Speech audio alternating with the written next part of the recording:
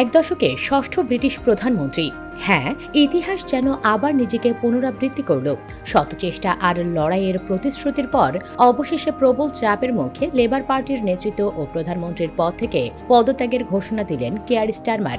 মেকারফিল্ড উপনির্বাচনে অ্যান্ডি বার্নহামের বিশাল জয়ই যেন স্টারমারের কফিনে শেষ পেরেকটি ঠুকে দিল।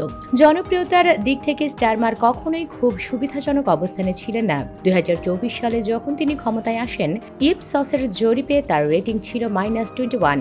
ইতিহাসে ক্ষমতা গ্রহণ করা যে কোনো প্রধানমন্ত্রীর জন্য যা সর্বনিম্ন। অথচ এক অদ্ভুত রাজনৈতিক সমীকরণে বিপুল সংখ্যাগরিষ্ঠতা নিয়ে তিনি সংসদে বসেছিলেন। কিন্তু কেন এই ভরাডুবি?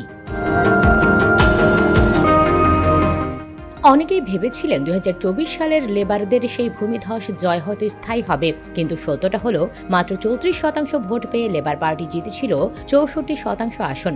এটা জনগণের লেবার পার্টির প্রতি ভালোবাসা ছিল না, ছিল বিদায়ী কনজারভেটিভ সরকারের প্রতি চরম ক্ষোভ। ঠিক যেভাবে 2019 সালে জেরেমি করবিন ব্রেক্সিট ইস্যুতে সাঁড়াশি আক্রমণের মুখে পড়েছিলেন, স্টারমারের ভাগ্যও তেমনই নির্ধারিত হলো।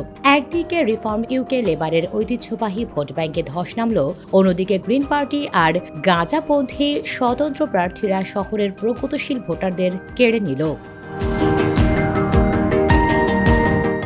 2016 সালের ব্রেক্সিট গণভোটের আজ ঠিক 10 বছর। বিশেষজ্ঞরা বলছেন, ব্রিটিশ রাজনীতি আসলে বালুর তৈরি এক দুর্গ। বাইরে থেকে জোটবদ্ধ মনে হলেও ভেতরে ভেতরে ভোটাররা পরিচয় ও ব্রেক্সিট ইস্যুতে গভীরভাবে বিভক্ত। স্টারমার সেই বালুর দুর্গের ওপর দাঁড়িয়েই ক্ষমতা ধরে রাখার চেষ্টা করেছিলেন। জোয়ারের প্রথম আঘাতেই যা ধসে গেল।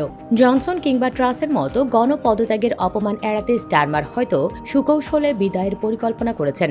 সুনামের সঙ্গে ক্ষমতার হস্তান্তর নিশ্চিত করতে চেয়েছেন। কিন্তু ডাউনিং স্ট্রিটের দরজায় দাঁড়িয়ে দেওয়া তার আবেগঘন বক্তব্য একজন সফল রাষ্ট্রনায়কের নয়, বরং একজন ব্যর্থ নেতারই প্রতিচ্ছবি ফুটিয়ে তোলে। ব্রিটেনের এই রাজনৈতিক ঘূর্ণাবর্তে পরবর্তী অধ্যায়ে কে আসছেন, উত্তর দেবে সময়।